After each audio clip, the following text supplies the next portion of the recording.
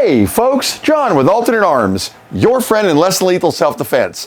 Guys, you ain't gonna believe what came in. You aren't gonna believe it, and we are gonna have some fun with this. Here we go.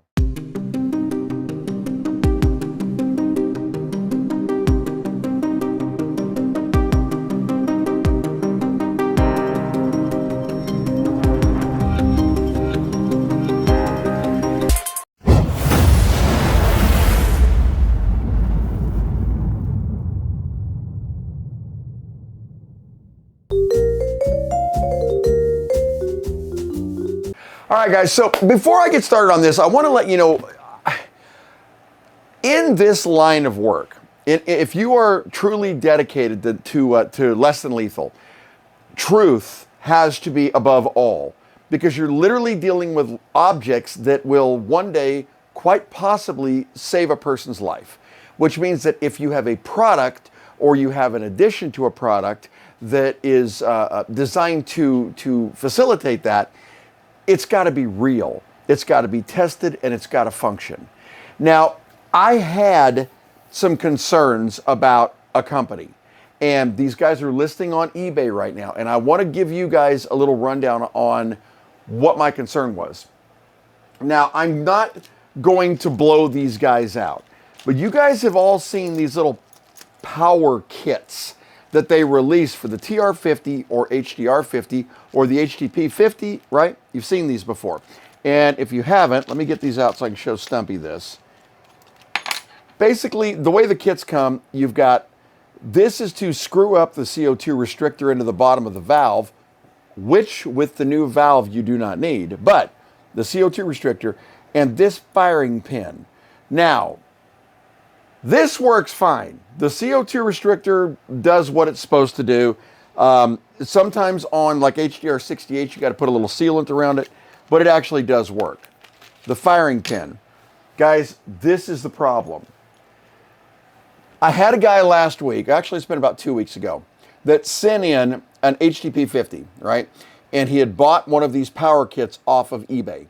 When he bought it, he pulled out the bolt, right? The firing pin is inside of the bolt. Now, getting that out in itself can be challenging if you don't know what you're doing. It's actually quite easy if you do know what you're doing, because you just heat it up, which he did. He removed the old firing pin, and the first thing he noticed was that the lengths were almost identical. Red flag one. What he didn't notice is what crippled the bolt. He put it back in and threaded it in, guys, and I want to show you this closely. That thread pattern is wrong for the HTP50 and the TR50 bolt.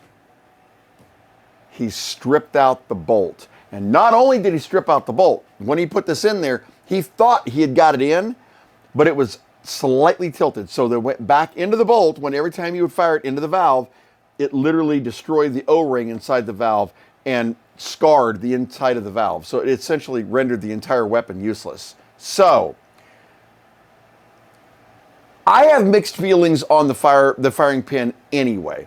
And we've all seen them at Modern Combat Sports and a few other places that they've actually got the little red firing pins. They call them their, upgrade, whatever. A shorter firing pin, in my experience, is lucky if it gets you a jewel or two on the other side. But it is quite possibly going to give you double fires when you fire, especially on the revolvers. So honestly, it's not an upgrade that I even recommend. The power kit, as far as direct installations, you want the new valve for sure. Definitely delete the valve block. And then in the case of the revolver, use the CO2 restrictor, but you don't have to on anything else except for the HDR50. But I wanted to warn you, if you're buying, and like I said, I'm not going to put these guys under a microscope because I don't know if they did this on purpose yet. But if you're buying a Pro Power Plus 50 kit, beware, especially watch out for that firing pin. Guys, I picked up one of these just for you guys because I really wanted to see if what I was seeing was right, and it was. So please be careful with that. Now, that being said, you know what you're getting. And you also know that Pepperball sent me not one, but 2 boxes. But today, we're going to take a look at the Pepperball TRP. Now, that's not all that's in this box. Admittedly, to take the picture, I did have to take that out so I could lean it up and take the shot. Other than that, all I know is there is stuff down in here. So let's take a look. All right, let me position Stumpy for you here, and we'll see what we've got in this box. Guys, this is the launcher that we saw at SHOT Show, and he didn't talk too much about it, strangely enough. Here we go. All right, the Pepperball TRP. God, guys, that is freaking heavy. All right, we'll get to that in just a second. Let's see what else we got in this box here. Yay, foam. Oh, man, there's all kinds of stuff. All right, these are Pepperball branded 12-gram CO2 cartridges. Honestly, we all know that they will probably be no different than any other CO2 cartridge, but we will take a look. Yeah, they look like standard unbranded cartridges. So CO2 cartridges, we got 2 boxes of those. You must be ready for my testing, huh? Yeah. All right, and we have got a nice holster. Now, from what I understand, this is a fully adjustable holster for the TRP, and it is. Oh man, that's actually really nice, guys. That's got a nice feel to it. So we'll take a look at that here in a second too. Comes with an Allen key in there to adjust the tension on the launcher. All right. Now this is what I have been very curious about. This is the Pepperball VXR Pepper Rounds. Guys, I don't even know how I can test the regular Pepper Rounds because finding somebody that is willing to take a hit has become a little more challenging. However, what they shipped us was not a regular pepper round. Hold on a second here. These are the Pepperball Inert VXR rounds. Check this out. So we have actual, and if you don't know what a VXR round is, guys, let me pull this out and show you. A VXR round is a shaped round, which means that the TRP will fire both the ball ammo and the shaped ammo. Now, the advantage being, the shaped ammo is going to be a little more accurate with a little more distance. As you can see, take a look at that. Man, that's a lot of rounds.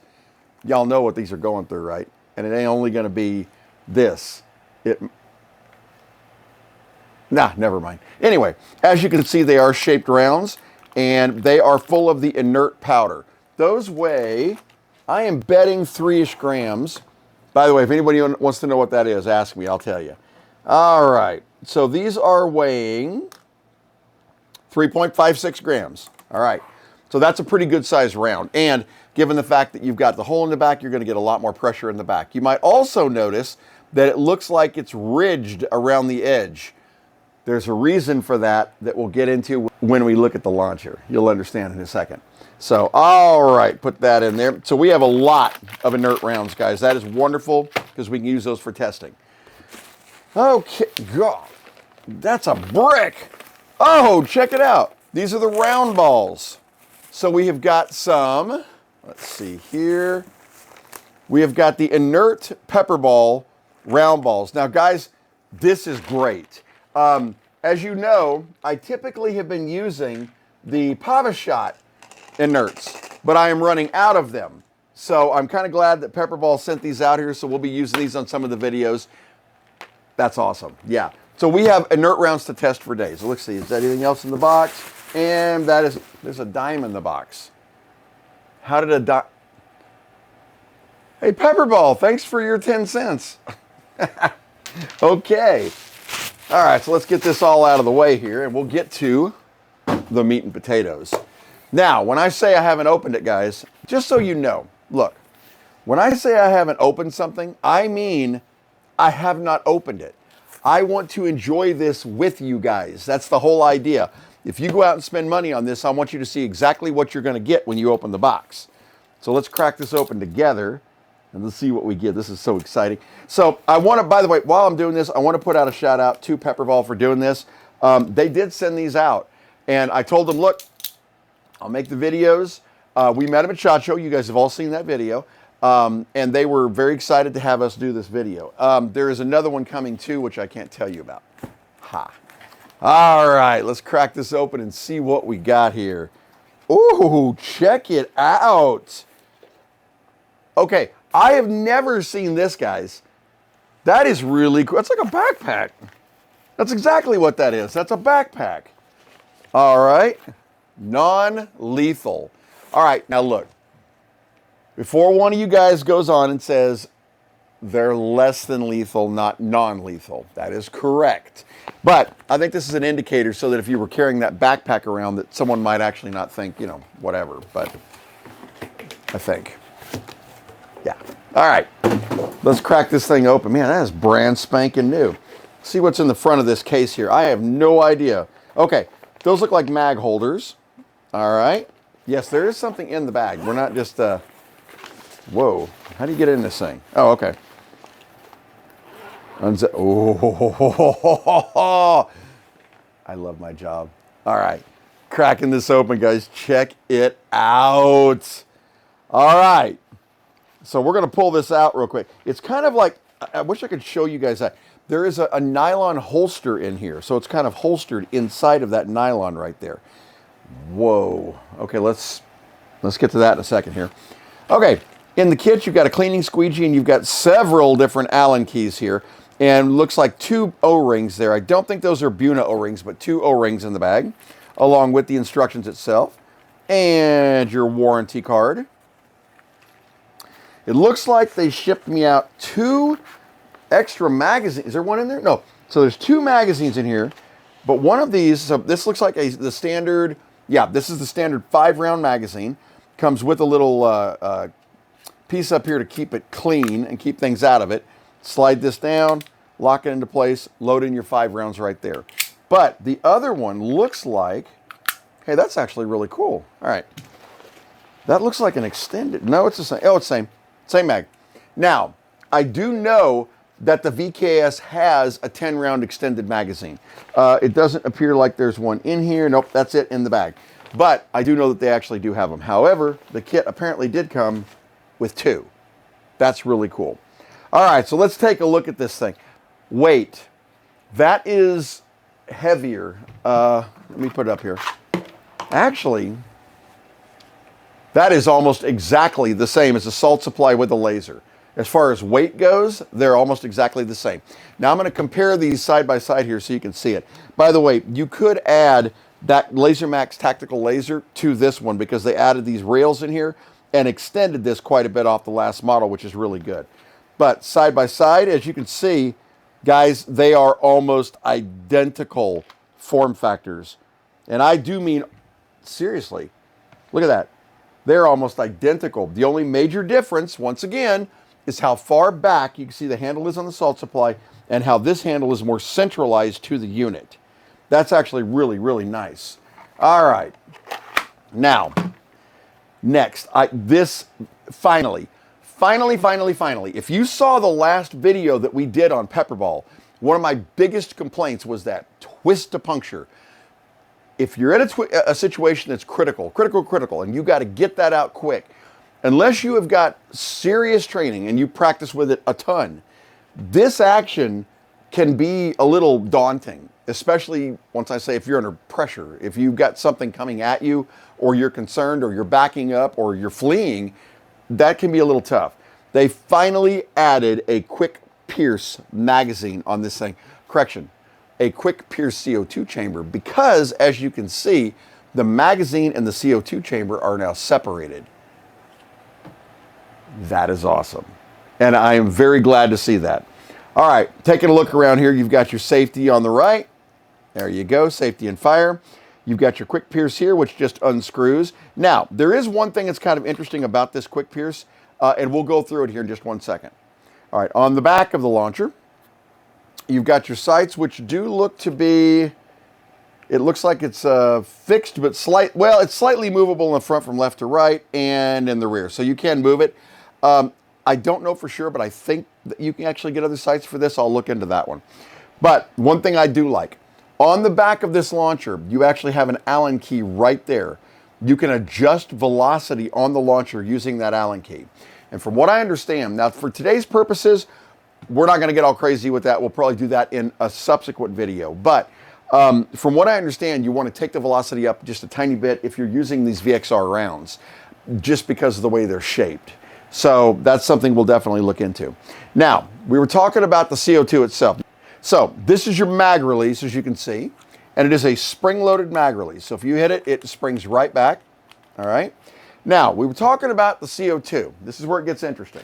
So on the CO2, you'll notice on there that the cap itself has got a pressure relief valve right there, which is just like the pressure relief valve we've seen on some of the Humorex items where you push the back and it releases.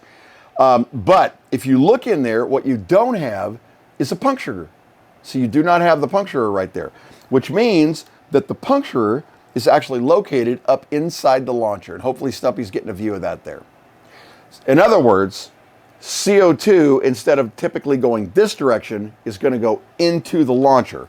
So CO2 down into the launcher, and then you screw on your cap. All right.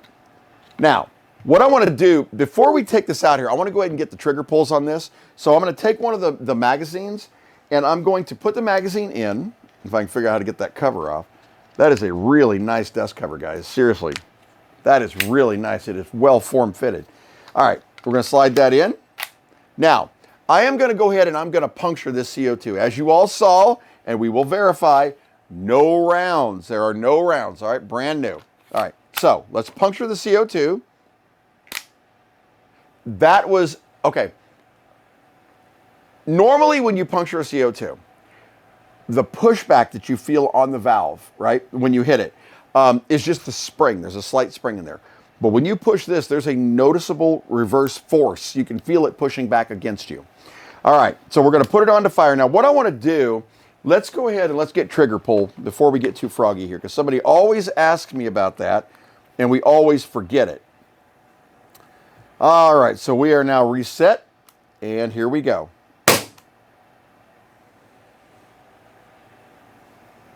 Okay, that can't be right. Let me reset it. Just to make sure you guys see this, we're going to reset. Okay, we're reset to 0. Here we go.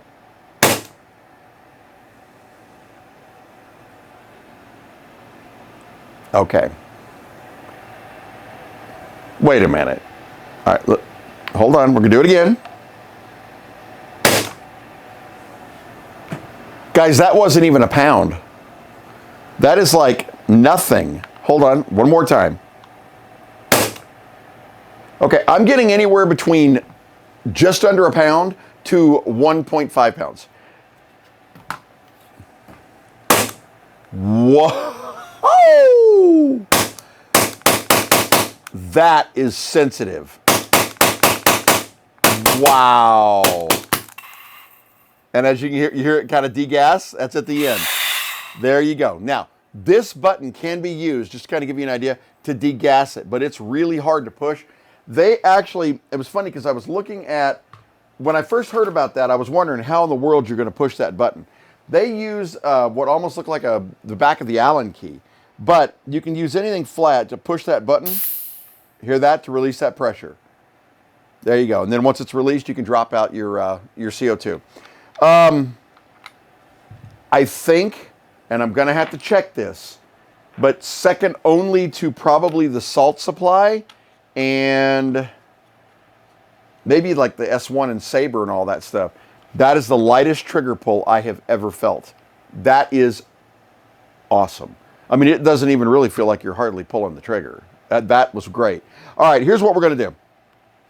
I want to get out on the range because I've got to see what kind of velocity we're getting out of this. Bone stock out of the box. You know how we do this. We're going to test both rounds. So we're going to use their rounds. Let's test these. So we know that these are coming in at 3.56. Let's see what these come in at, just so we know. Man, that is a big barrel of rounds. I've never seen that many rounds in one place. We're going to have some fun with this, I can tell you that. Scully may not. Okay, reset that. And we are getting, those are 3.08 grams. Okay, so 3.5, 3.1. That's what we're going to call it. All right. So let's go out here. Tell you what I'm going to do. Let's do one mag of each on one CO2 cartridge. Be right back with you. All right, guys. So as you can see, we're set up on our range here. If you look down there, we have a few slightly used Scullys. They've taken a hit or two. But today, we're not all about penetration. All I want to see is what kind of velocity we're getting out of these. So I have a fresh CO2 cartridge in here. So we're going to start off with our round balls. Now, here we go. Now, I did notice something kind of interesting about that magazine, and here we go. We're going to go ahead and puncture it. Man, I think you can feel that push back when you puncture it. That's something you could definitely feel. All right, let me go back here, and I'm going to try to keep this in focus like we did before, guys. And let's try and glasses on. We're going to try to get a reading and maybe hit the Scully on the left. 285, 260, is that 284? Oh, 284, 285, 284. Guys, that is consistent. And 286. Okay, glasses off. Guys, that is crazy consistent. You were within one all the time on the first 4 rounds. That was, or excuse me, first 5 rounds. That's pretty impressive. All right, we're going to go with our shaped rounds now. Here we go. All right, loading them in. There we go. And glasses on. Let's see what we get out of this one. 289, 285, 283, 260, is that 288? Golly, guys. And 289. Well, that was an error. Whoa. All right, glasses off. What the heck, guys? You know, that consistency that's impressive. Typically on one of the, oh, wow. Huh. So, the Scully on the left, all right, let me get this out of the way, was printed at 20% infill density. It was designed specifically for the lower caliber launchers. This is what happens when you put a high caliber launcher against it. No movie magic. So, by the way, their inert powder actually smells pretty good. It's not like a talcum powder. It's almost like a baby powder. That's pretty cool. But as you could see, it went completely through Scully. And into the wall through, okay, here's our, remember we were talking about our particle board that we had up here. And into the wall, and it impacted the backboard back here. Holy, and there are nothing left of it. There are no fragments that I can see here, nothing left of it. You know what? I have another test in mind. I'll be right back. Okay, folks, remember the Scully we did at 80% infill? 80% infill. We used this when we were using those super high-powered launchers like the Gavel, because frankly, they're the only thing that are going to actually go into this thing. As you can see, they're still in there. That's the Grimberg Jewels. So, I'm going to flip this around to this side of the skull. It's nice and clean. And I want to see what the Pepperball TRP will do using a different round. Because obviously, the pepper rounds are designed to explode in pepper. However, do you remember when I told you about the 68 caliber Humorex rounds, the glass breakers? We are loaded 6 deep. Now, one thing I want to let you know, these are 6-round magazines, not 5. They are 6-round magazines. So, here's what we're going to do. We got a brand new magazine. And let's see if we can actually get a hit on old Scully down there. So, freshly charging. There we go. As you can see, guys, that does pop out there. One other thing I noticed is on the back, you do have a charge indicator. See that little bitty thing poking out right there? That is a charge indicator. And if you look down on the top, if you had a little light, you can actually see the top of a round that's actually been chambered in there. So, all right. I'm going to, let's do this from our typical 3 to 5 meters. Okay, let's do it from the 15-foot mark. So 1, 2, 3, 4, 5, right here. So what I'm going to do is I'm going to move you guys up a tad so that you can see what we are hitting. And guys, I always get a question about this because it doesn't matter where I'm standing or how I'm doing it. Somebody's always wondering if I'm actually standing back, and if I'm actually firing from a reverse or from a back location. So no matter how many times you try to tell people, yes, I'm firing from the back, nobody ever listens to you. So I tell you what we're going to do. This is Stumpy's feed. And what I want to show you is where I am standing in relation to the target, okay? So here we go. All right, so at the 15-foot mark, guys, we're going to be 1, 2, 3, 4, 5. I'm going to stay in frame so you guys can see that I'm not moving. All right, here we go. Oh, glasses on. And here we go now.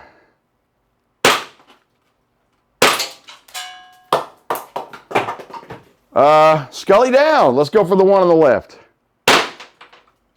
Guys, that is just drilling through it. And accurate. Okay, what the heck? One more round for the guy on the ground. Bammo! Okay, hold on a second. Glasses off. So, this is interesting. These were Grimberg jewels. Hang on a second here. Let me show you this. These are Grimberg jewels.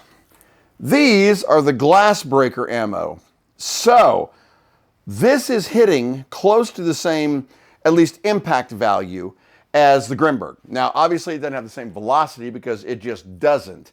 But you kind of get an idea of what I'm talking about. It hits very, very, very hard. All right, you know what? I have one more mag to dump on this thing. So hold on a second here. Let me grab the last mag. And we will just mag dump this thing and see what it looks like here. Here we go. You guys ready? All right, so we're shooting for right here, dead center of his eye, all right? Hello, Stumpy. Y'all see me? All right, here we go. Glasses on. All right, going center of his face. Glass on. Look.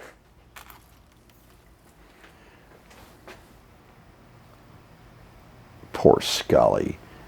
All I can say is, you think you got a rough job. Let's go back in here. All right, guys, so what do we think of the Pepperball TRP? All right, listen. In all of our testing so far, that is, without a doubt, the lightest trigger we have ever used. And I'm talking about across the board. I have never seen one that is that light. It is so easy to pull that you almost have to be careful when you're pulling it because it's very, very light. But when I mag dumped a second ago, and you guys saw that, dude, you're just like just barely touching the trigger at all, and it's just and right on target every single round.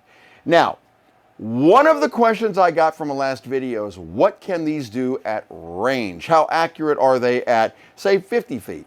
Well, there's a head-to-head video coming up that I've been waiting on because of this launcher, and it's going to have the big boys in it, and we're going to do that. We're going to move all the way back 50 feet and see if we can still actually peg the target.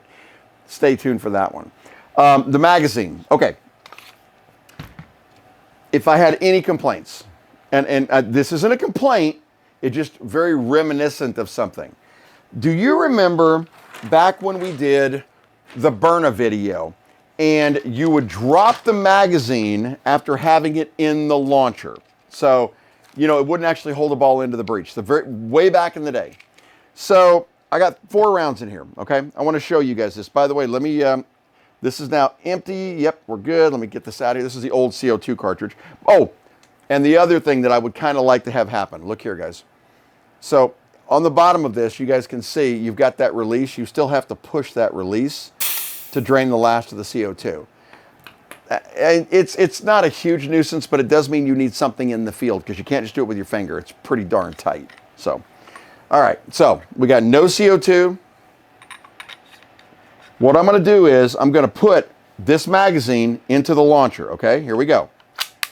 Okay, you hear it kind of chamber up in there, correct? Now watch, and I'm going to show Stumpy this. When you drop the mag, yeah. Well, that wasn't the only thing. There was one other thing when we were doing testing that I noticed. If you look at the top of the mag here, you've got a very small little bar that goes across. See that little bar that runs across here? That bar is what holds the rounds down. See, like that. But as you can see, it doesn't hold them down super, super well. It's just really, really close. That presents another problem. Let me show you. Because if you're just touching this, right, just barely touching this, out go the rounds. So, a couple of important things about that. When you load the rounds in the magazine, and I want to show you this too, if you slide this down and lock the follower right there, okay, then load in your 6 rounds, they're not just going to arbitrarily fall out. That will hold it in place. But when that pressure is applied, like that, it pushes the rounds out with some force. So when you're loading it, load it up like that, leave the follower down, because when you put it into the launcher, it snaps the follower forward. See how it snapped the follower forward? So the launcher actually snaps it forward. So make sure that you have that follower all the way down, put your rounds in. And do not even attempt to drop the magazine once you have loaded it, unless you want rounds to go everywhere. I've tried it in several different ways, and there's nothing you can do. Rounds are going to go anywhere. That's about my only complaint. Honestly, I like the fact that they separated the magazine and the quick pierce, because you don't have to have, you can get all of your CO2 out of it.